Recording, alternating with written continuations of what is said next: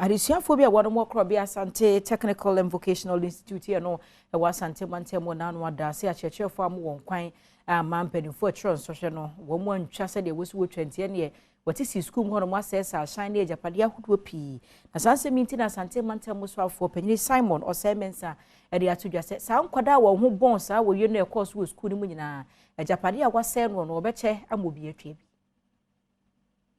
bi aduanan ana akodi nsenseme obambofo asoye enam eniamran nsema omu eda na die no Secretary East District Director of Education Ora William Brako Japan ede ato edwase nipa 40 na yapeke wo school mu ho other report also indicate say when they got to the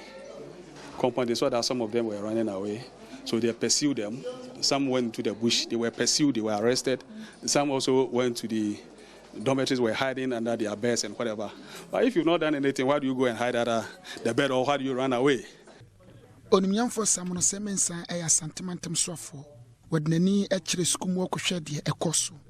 aduane ebenu amomadi no aduane nyina oma sesa to agu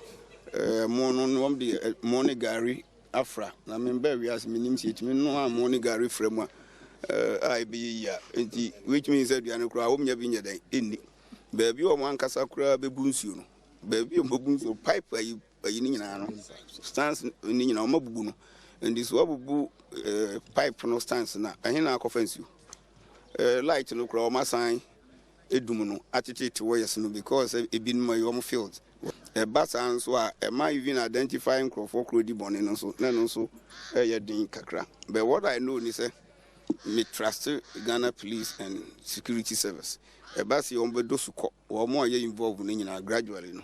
ye benya wom wapayine nka samu esan dia to edwase wo bepaw abedwako bia be ye de ekoso no hwehwemu wo kirema se hwehwemu no ede na di ewia asuchie bia esafata se wo mode emom no wo mbede na di wasan ede ato edwase eniema na assesse no school for na ebetua the 5-member committee ababontin sa committee no be investigation. We've not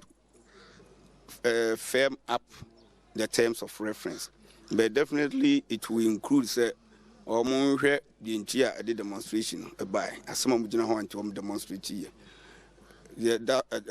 they can home be only say omo maye hu rule bia amanfo prayer students no prayer please pray authorities of the schools omo prayer in making sure say you best solve problem number betimi asolve mo betua enema ma say no ho kanede omo betua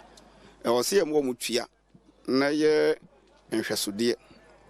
e ma foforo say se bana akosai aban agapade bia ehho ka no na betua you pay before you enter the school untia ya school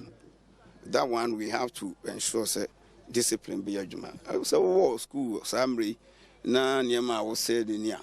na ne da chan bedu university ni de ene de sisi o tech ni so ene ne wan hwe whole building from the bab form we wonya bomb from betimi de ahye da bia se adwuri dan na gu Nana